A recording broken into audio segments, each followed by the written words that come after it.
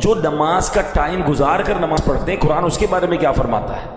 قرآن فرماتا ہے فَخَلَفَ مِن بَعْدِهِمْ خَلْفٌ أَضَاعُوا الصَّلَاةَ، تو ان کے بعد وہ نالائق لوگ ان کی جگہ آئے جنہوں نے نمازوں کو ضائع کیا۔ صحابی رسول حضرت عبداللہ بن مسعود رضی اللہ تعالیٰ عنہ اس آیت کی تفسیر میں فرماتے ہیں اس کا معنی یہ نہیں کہ وہ لوگ سرے سے نماز نہیں پڑھتے تھے، بلکہ معنی یہ ہے کہ وہ لوگ نماز کا وقت گزار کر نماز پڑھتے تھے۔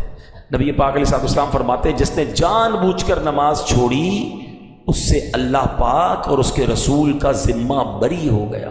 اعلیٰ حضرت امام اہل سنت لکھتے ہیں جس نے جان بوجھ کر ایک وقت کی نماز چھوڑی ہزاروں سال جہنم میں رہنے کا حقدار ہوا، جب تک توبہ نہ کرے اور اس کی قضا نہ کر لے۔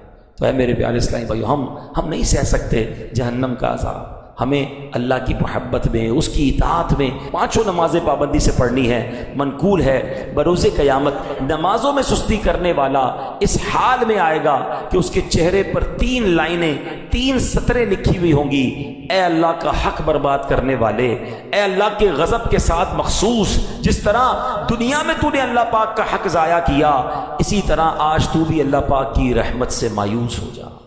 کہاں جائیں گے مگر اللہ کی رحمت سے مایوس کر دیا ہے۔ ایک مشورہ دے دیتا ہوں، نماز کے ٹائمنگز پراپر پتہ چل جائیں۔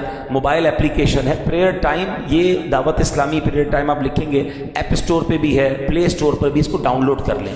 One of the beautiful application ہے، پوری دنیا میں آپ کہیں بھی چلے جائیں، ایون آپ جہاز میں ہیں، آپ اس کی لانگیٹیوڈ ایٹیٹیوڈ جو بھی لکھیں گے آپ کو جہاز کے اندر کا ٹائم بھی وہ بتا دے گا۔ دنیا بھر کے لاکھوں مقامات کا اس میں نماز کی ٹائمنگ مل جائیں گے، قبلہ ڈائریکشن مل جائے گا، وظائف مل جائیں گے۔ جب اتنا اہم فرض نماز ہے